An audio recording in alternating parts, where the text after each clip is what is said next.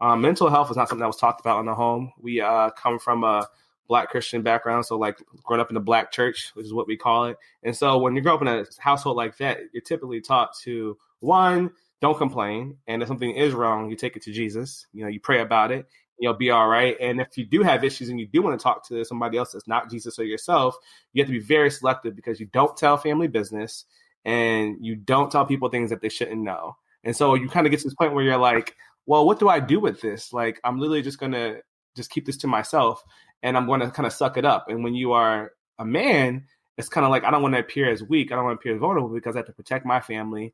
I'm already in a world where my body has been, weaponized and seen as dangerous.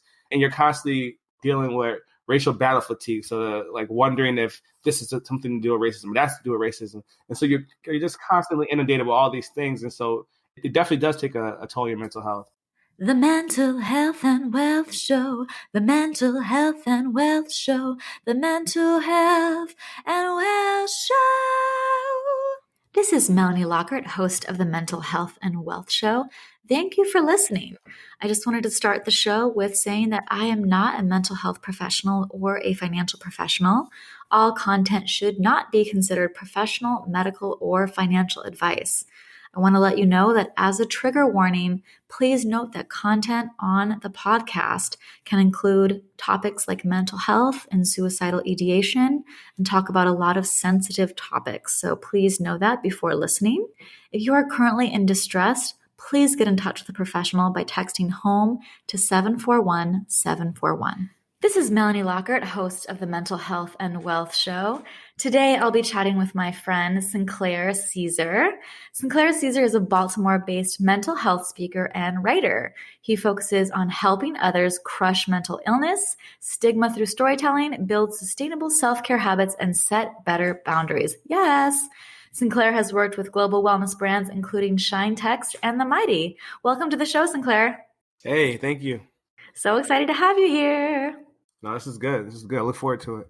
Yay. So you and I met because of a viral tweet that you posted, what was it, about a year ago, maybe a little bit like a year and a half ago.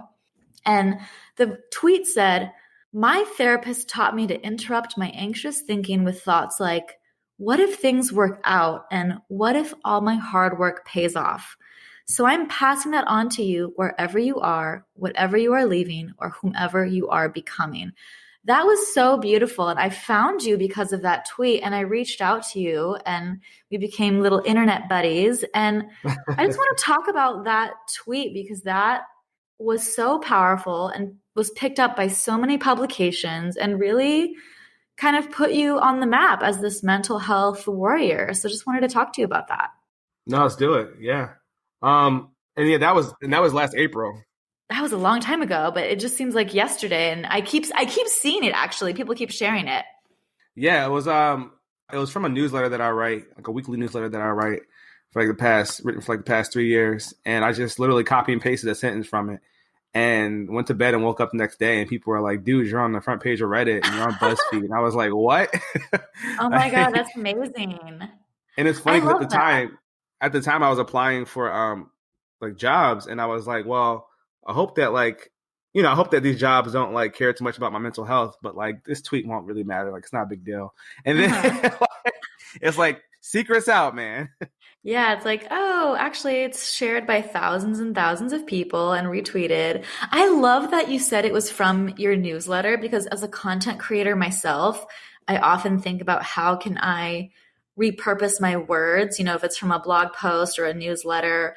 How can we repurpose this? It's, it already exists. How can we get it out in different platforms? And that's so great that you had already created this content for your newsletter, but you just shared part of it in a tweet. And that's really what took off. Yeah. Yeah. Just shows me that sometimes it's really about the platform, right? Definitely. I love that. Well, that's how we became internet friends. And I know I met you in person about a year ago when you were visiting LA. And I remember you had just quit your job and left everything behind. And we were talking about this really exciting journey. And I remember thinking that, wow, you are so brave and you're taking a huge leap. And I was just like in awe of you. And you were going on this, national adventure, this road trip, going everywhere. And then I remember like a few months later, you were still dealing with a huge transition, and you admitted that later you realized that this was part of an undiagnosed bipolar disorder. And I just, felt for you in that moment. And I was like, oh, like everything seems different now, like with that lens. And so I wanted to talk to you about how did that affect you when you found that out? And what stigmas have you had to battle since getting that diagnosis? Yeah. So what you said just now is really, really important. So I actually posted online like a ton of stuff about, like you said, leaving my job and how I felt like so confident and how I was going to travel to like Orlando and Pittsburgh and LA and New Orleans. And I did. I went all these places in a very short amount of time. But at the same time, I blew through all of our savings, our nest eggs, our retirement, upwards like $20,000 plus of just money we didn't have.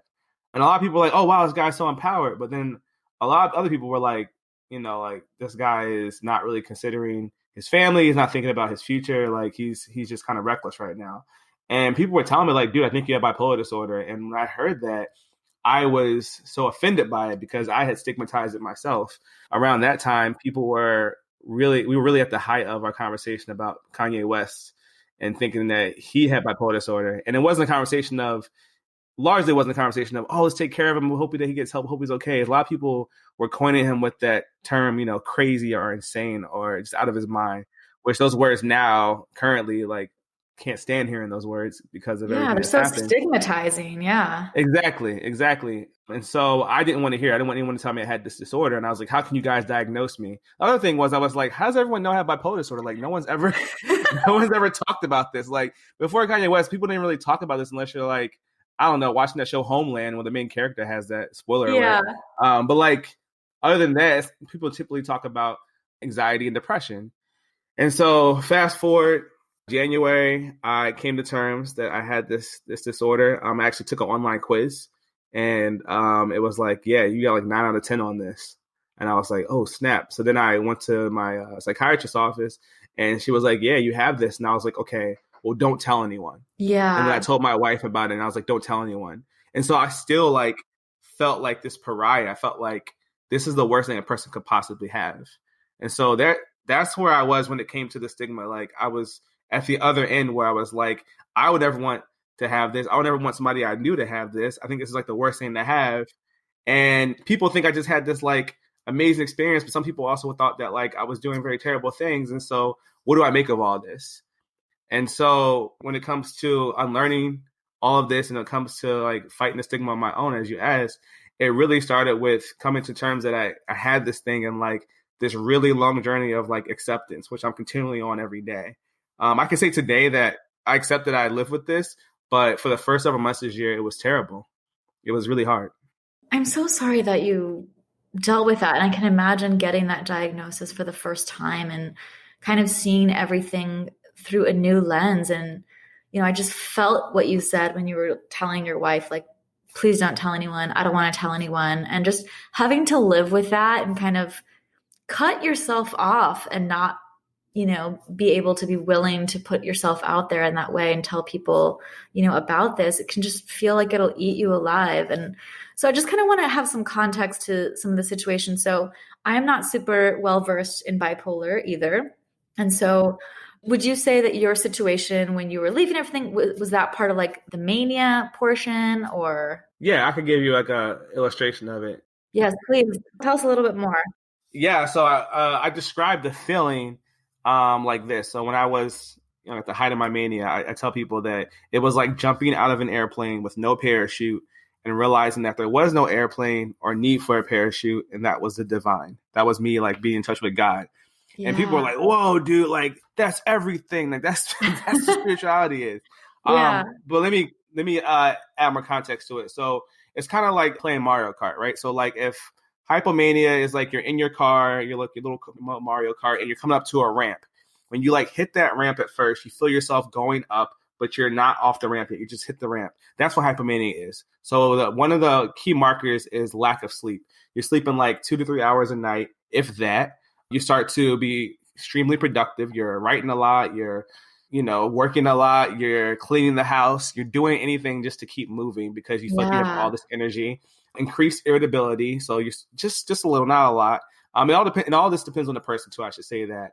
And then you just start to feel like a little bit more invincible every day. So that's hypomania. Just like let's like number one employee. People who are entrepreneurs when they're manic, when they're hypomanic, they typically are like doing like really great at their businesses. People who are creative, a lot of people who are creative actually do experience bipolar disorder, live with it because it kind of goes hand in hand. Like it makes you a more creative person, especially when you're in mania. But that's what hypomania is. And then mania is when you hit the ramp and you're like up in the air. You're like super high. No one can touch you. And then when you come crashing down, like let's say, there's no end ramp. It's just the ground. That's what the bipolar depression is. So this is just one type of bipolar disorder. This is like the typical one they talk about. So for me, when I was at the height of my mania, it was around October. I felt like I was a second coming of Christ. I felt like I had, like in a way, like I felt like I was a Messiah. Yeah, I remember you feeling like I felt you were so confident and brave. And I was like, wow, I want some of his energy. Yeah. And that's the thing. People were like, it seems like real, right? It seems like a real thing. But it also depends on who you talk to. Because then I was telling people, I had psychic abilities and I was in a lot of different worlds. Like I was involved in a lot of different subcultures. Like when I came out to LA, I met with a woman who was like big into tarot, had tattoos all over her face and her body, was doing like all these readings and would like, tell me about like all these things. And I was like eye to eye with her. I was like, yes, I know. And so like there's a whole group of people who experience bipolar disorder, have experienced mania, I should say, who really believe in the spiritual part of it and who really have questions about it that science hasn't answered yet. Right. So there are some people who talk about people in like different indigenous cultures that are going through their first manic attack, but they're working with an elder or a shaman, and that person's able to help them balance things out and to see the beauty of it and to see like what the lesson of it is, but they're in a controlled environment. And so that's a big question mark. It's like, wait, what? Like if you're in the States and then you're just like, regular Joe Schmo, you're typically at worst, you're getting institutionalized, you're getting locked up and you're going to jail, or you're entering some kind of rehabilitative program if you have those resources. So it's a different end. But also like other things besides the Messiah, Jesus complex, and feeling super confident, high levels of irritability. So just annoyed easily, getting in a lot of fights, like angry out of nowhere, a lot of reckless behavior. So there's one night in Orlando where I was just like about to go to this like this festival, this music festival, and I was so convinced that I was gonna like try LSD and ecstasy for the first time. I was like up for anything. I didn't do that, but I was like, oh man, this will be my first time experiencing it. But what I did do was drive really fast in a rental car that was like super expensive, and that was not smart at all. And so like those are those things, but the other things that happened were like the quitting of my job. We lived in university housing.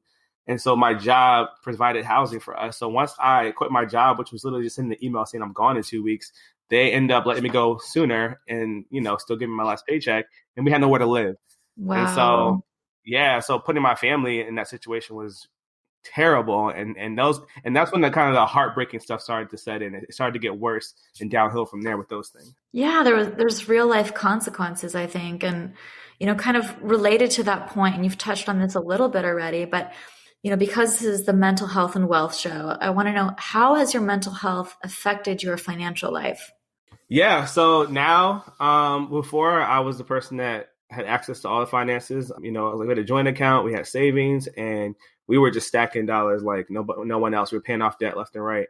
Now I'm not in charge of the money at all. Like I still, kind of head up the budget because I love doing that. But I have to get my money cash app to me. My wife cash apps me any money that I need for the month. I mean, I work now at Target on the weekends, but outside of that, it's really like, here, I'm going to send you this money because this is exactly what you need it for. And so that's been really hard. And what caused that transition? Like what got you to that point? Because I know you guys weren't always like that. Yeah, that was the part, I guess, starting in October when I started to spend so much money. Literally drained our entire savings, our life savings, and our entire checking account. And then dipped into our TIA, retirement and spent all of that. And then took out credit cards. And like one credit card was like $10,000 and I completely ran through that. So just tons of credit card debt and then also just spending all our money. So yeah. And where are you at your debt payoff journey right now? So right now we just we listen to a lot of Dave Ramsey. Yes. And it's like for better or for worse, because some people are like, I don't like his style, but the methods are effective. I hate him. Yeah. Yeah, right. So we're just we have our emergency fund saved up, and we're just working through our debt snowball. And that's why I'm working at Target to like pile on extra cash. And I'm also a stay-at-home dad, so that saves us $2,000 a month on childcare. Oh, that's wonderful. Yeah, childcare is so prohibitively expensive. I would just like to say right now that I have mad respect for anybody that is a parent because I can barely survive taking care of me and my two cats. I like it's just so wild to think that you can take care of another human and then childcare. I just feel like there's no great options. It's like, okay, you pay for childcare. It's like the same price as rent, or, you stay home, you might sacrifice your career. I feel like it's a really tough decision, but I'm glad that you can stay home with your baby. How old is your baby now? Isabella's 11 months old. Oh my gosh, it's almost going to be a year old. Yep. January 5th. How has been a stay-home dad been?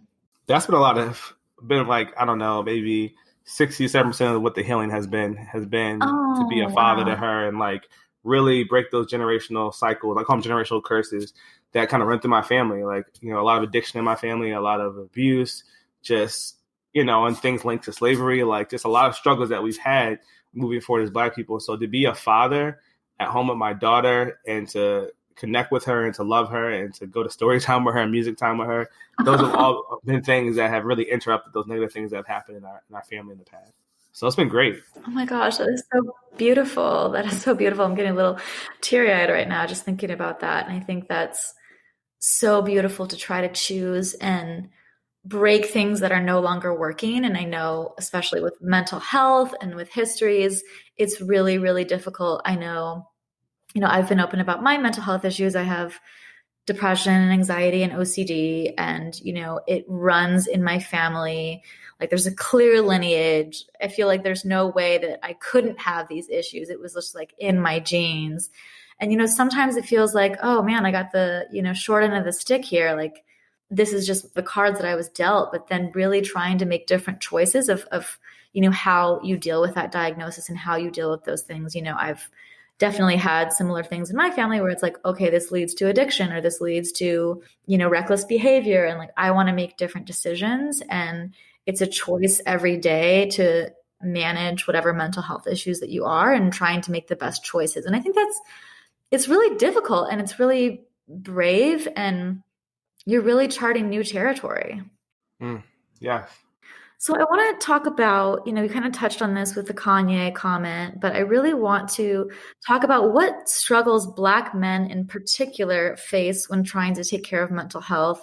First of all, I just want to provide some context that men are at the highest risk of suicide. I believe that they are the largest population that die by suicide currently. I don't have the statistics on Black men in particular, but I would like to hear from you kind of what your thoughts are. Like, what are the struggles Black men in particular are they facing in regards to getting mental health care or, managing their mental health, or any stigmas they're facing? Tell me your thoughts. Yeah, I'm mostly going to just speak from experiences I've had with Black men that I know and podcasts that I listen to.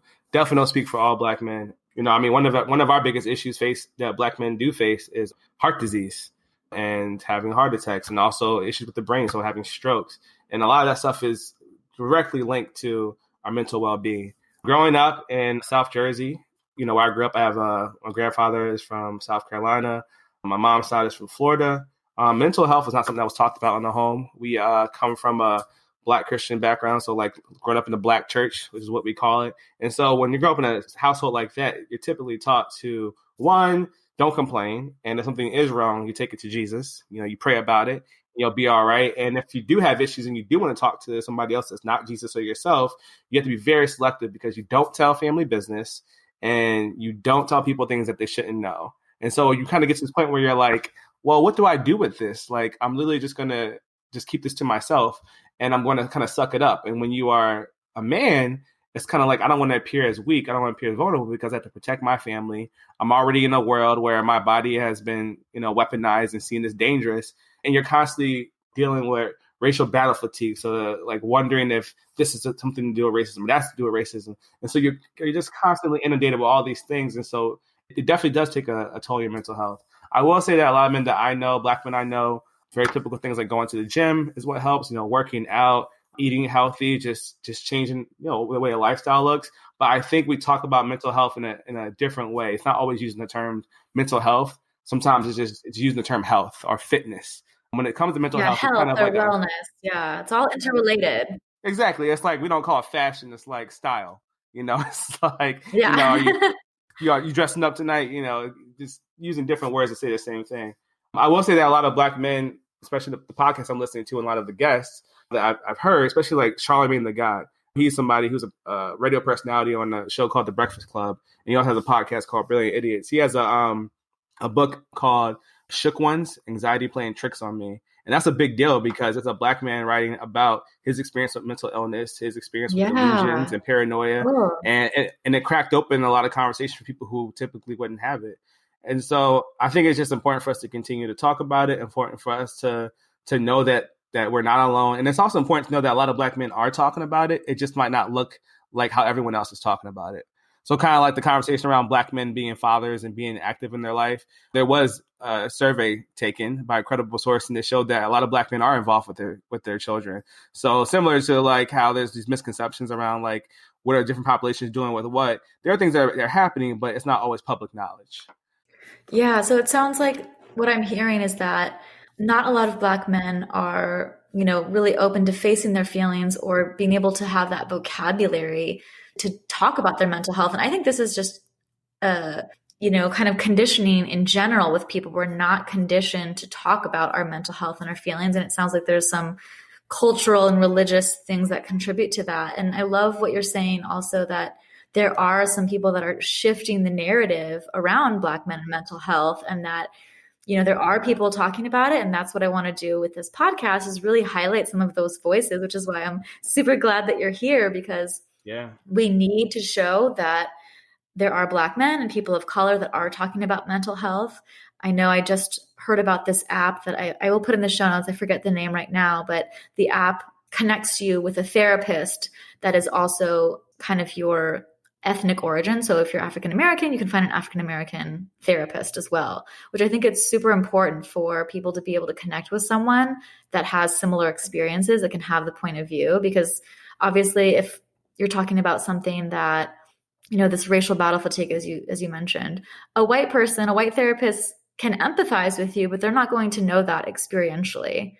And I think having a therapist that can relate to those things can help you in a different way. And I'm so happy that app has been created. And I think, we can change the conversation and the narrative around Black men and mental health. And I think you are doing a fantastic job of breaking down barriers and really being open and talking about everything. Can you tell me a little bit about just your experience with getting into this mental health space and really breaking down the barriers? Yeah, I think it started maybe like 5-6 years ago. Just hearing like storytelling podcasts like The Moth, Snap Judgment, anything that NPR does, doing a lot of spoken word growing up, but definitely after like grad school and on, realizing that truth telling was becoming this thing that was kind of taking off. So people like Glennon Doyle, Gretchen Rubin, I guess I'm naming a lot of white women, Brene Brown, like, people just like really sharing their stories. I mean, Oprah, I've always been a big fan of Oprah. And so people really just like sharing their stories and saying like, this is what I've experienced. And then, take that, and this is how you can like really feel like you're worthy and you're worth being here. But for me, the most significant thing that happened in my life was in high school. A speaker came to our school. He called himself Tiny. He's like this 300-pound dude, called himself Tiny. He's really funny. And he said this one quote over and over again in his talk. And he said, "I don't have to know your name to know your pain." And it really hit me. It hit me because I was going through so much at that time, experienced a lot of trauma growing up. And I never let go of that. I never forgot about that. And I always told myself, one day I'm going to be a speaker in some capacity, whether it's a teacher, whether it's a pastor. I'm going to do something with my life. And what it's ended up being this past several years, in addition to being a mental health speaker, has been writing.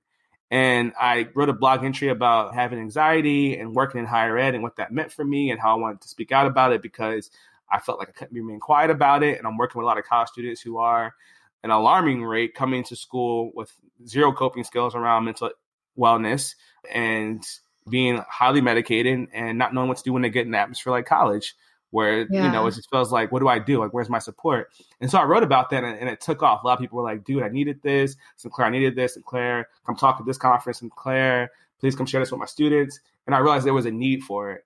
And so really realizing the need for my writing and my storytelling, it really connected me back to that talk of, I don't need to know your name, know your pain. And it was also kind of, if I share my pain, doesn't matter who's reading it, it's going to hit somebody, impact their life. So I need to keep doing this thing because it's necessary. So that's kind of what got me started on the journey to like really working to fight stigma. I love that. And I feel like, once you're open to sharing your story, people resonate with that and feel less alone. I know that's been my experience. And it just feels like, wow, you're cracking open this secret that we're all just harboring and walking around, and no one's talking about these issues that we're all just carrying. And that's what I want to do with, mentalhealthandwealth.com and the Mental Health and Wealth Show, is really show that there are so many people that are dealing with debt and depression and suicidal ideation and bipolar, and that there's nothing wrong with us, and there's nothing wrong with seeking help.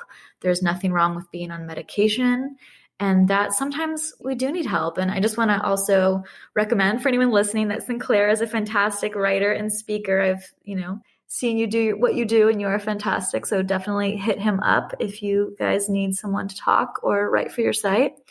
And so I also wanted to talk about, what tips and tricks do you have for others to manage their mental health? Yeah.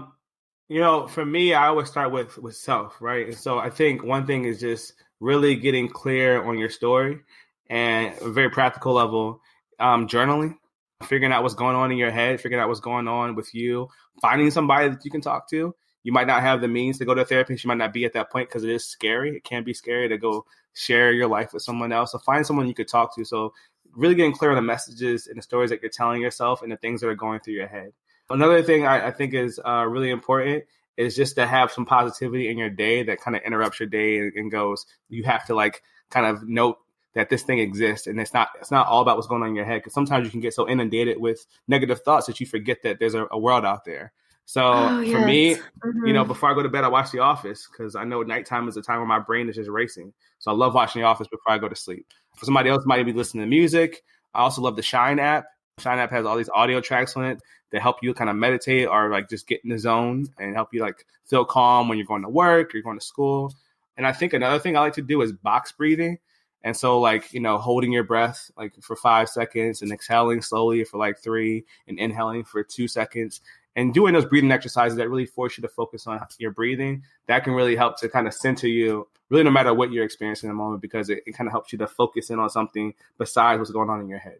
Yes, I love that. It's a great grounding technique I've found. And, I wasn't super familiar with grounding techniques until a few years ago when I started learning more about anxiety. But when I have been in like the throe of like a near panic attack or panic attack, that the key is to really kind of get back into your body and in the current reality. And so that can mean, getting back to your breath, start counting, or start literally describing things around you. Like, I am talking right now. I am sitting in a chair. I am working on a table, and just start stating your reality, kind of ground you in this moment, because it's so easy to sometimes get carried away with the thoughts in our head. And I've said this on the podcast before, that sometimes the scariest place to live is in your head.